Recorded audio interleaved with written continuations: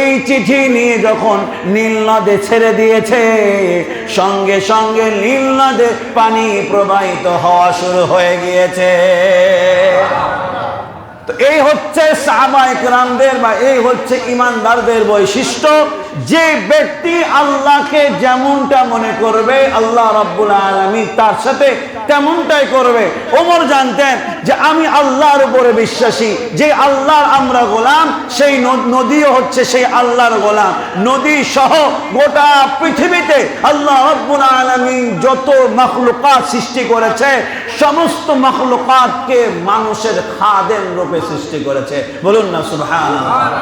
ওমর ফারুকের ঈমান যে আমাদের জন্য নীল নদকে আল্লাহ সৃষ্টি করেছে, আর আল্লাহর নামে নীল নদ প্রবাহিত হবে না, এটা হতেই পারে না, এমন হচ্ছে তার ঈমান। সেই ঈমানের জায়গা থেকে নীল নদকে চিঠি পাঠিয়েছে আল্লাহ রাব্বুল আলামিন। ওমরের ঈমানের দিকে তাকায়া নদী দিয়ে চিঠি পেয়ে নদী দিয়ে পানি প্রবাহিত হওয়া শুরু হয়ে গিয়েছে। বলুন না সুবহানাল্লাহ।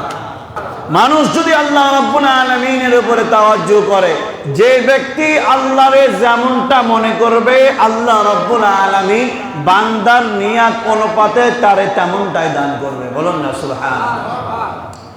কেমন? হযরত সাইয়্যিদিনা ওমর ফারুক রাদিয়াল্লাহু তাআলা আনহুর ঘটনা আপনারা জানেন। মিশরে ওই সময় আল্লাহর নিরাখালা, ওয়ামাকারু ওয়ামাকারাল্লাহ আল্লাহু খায়রুল মাকিরিন। মিশরে ওই সময় নীল নদের বৈশিষ্ট্য ছিল যে তারে প্রতি বছর একটা সুন্দরী নারী বলি দেয়া লাগবে। এই বলি দিলে সে নীল নদ দিয়ে পানি আসবে, নচেত পানি আসবে না।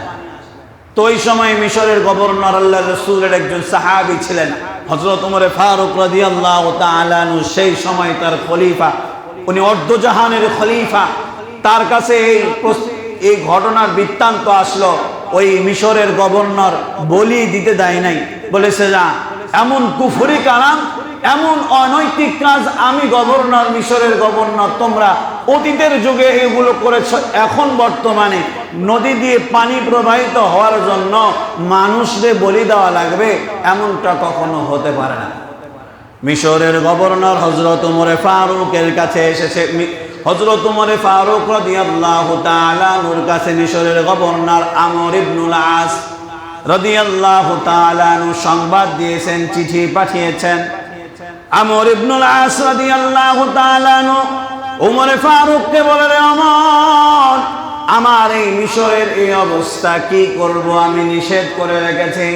ওমর ফারুক রাদিয়াল্লাহু তাআলা আনহু দুইটা চিঠি লিখলেন, মিশরের গভর্নরকে ধন্যবাদ জানাইলেন, রে আমর ইবনুল আস, আপনি বাধা দিয়েছেন, সর্বোত্তম কাজ করেছেন, আপনারে ধন্যবাদ জানাই। আর একটা চিঠি আমি নীল নদকে উদ্দেশ্য করে লিখেছি, নীল নদের এইটা চিঠি, এই চিঠিটা আপনি নীল নদের কাছে পৌঁছায় দিবেন। বলুন না আল্লাহু আকবার। নীল নদ মনে হয় 5 পাস ছিল, কি বলেন? বুঝতে পারেন না এই কথা?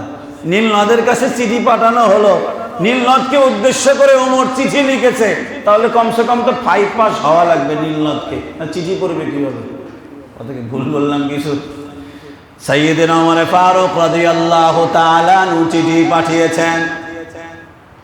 মিশরের যারা ইহুদি ছিল আমর ইবনুল আসের কাছে বলে, ওমর কি খবর পাঠাইলো আমাদের কাছে বলো।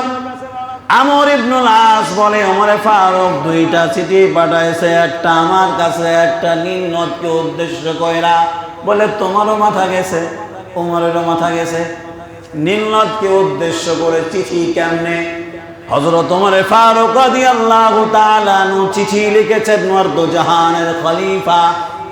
আমর ইবনুল আস বলে, যেহেতু ওমর চিঠি লিখেছে, এই চিঠি নীল নদে দিতে বলেছে এবং বলেছে, রে নীল নদ, যদি তুমি আল্লাহর নামে প্রবাহিত হয়ে থাকো হয়ে যাও, আর যদি আল্লাহর নামে প্রবাহিত না হয়ে থাকো, তোমার মতো নীল নদের প্রয়োজন নাই, তোমাকে আমরা ভরাট করে বন্ধ করে দেব, এমন নীল নদের প্রয়োজন নাই। আমর ইবনুল আস রাদিয়াল্লাহু তাআলা আনহু এই চিঠি নিয়ে যখন নীল নদে ছেড়ে দিয়েছে, সঙ্গে সঙ্গে নীল নদে পানি প্রবাহিত হওয়া শুরু হয়ে গিয়েছে। তো এই হচ্ছে সাহাবায়ে কেরামদের বা এই হচ্ছে ঈমানদারদের বৈশিষ্ট্য। যে ব্যক্তি আল্লাহকে যেমনটা মনে করবে আল্লাহ রাব্বুল আলামিন তার সাথে তেমনটাই করবে।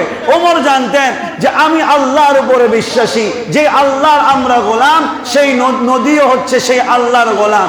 নদী সহ গোটা পৃথিবীতে আল্লাহ রাব্বুল আলামিন যত মাখলুকাত সৃষ্টি করেছে সমস্ত মাখলুকাতকে মানুষের খাদেম রূপে সৃষ্টি করেছে। বলুন না সুবহানাল্লাহ। ওমর ফারুকের ঈমান যে আমাদের জন্য নীল নদকে আল্লাহ সৃষ্টি করেছে আর আল্লাহর নামে নীল নদ প্রবাহিত হবে না, এটা হতেই পারে না, এমন হচ্ছে তার ঈমান। সেই ঈমানের জায়গা থেকে নীল নদকে চিঠি পাঠিয়েছে আল্লাহ রাব্বুল আলামিন। ওমরের ঈমানের দিকে তাকায়া নদী দিয়ে চিঠি পেয়ে নদী দিয়ে পানি প্রবাহিত হওয়া শুরু হয়ে গিয়েছে। বলুন না সুবহানাল্লাহ।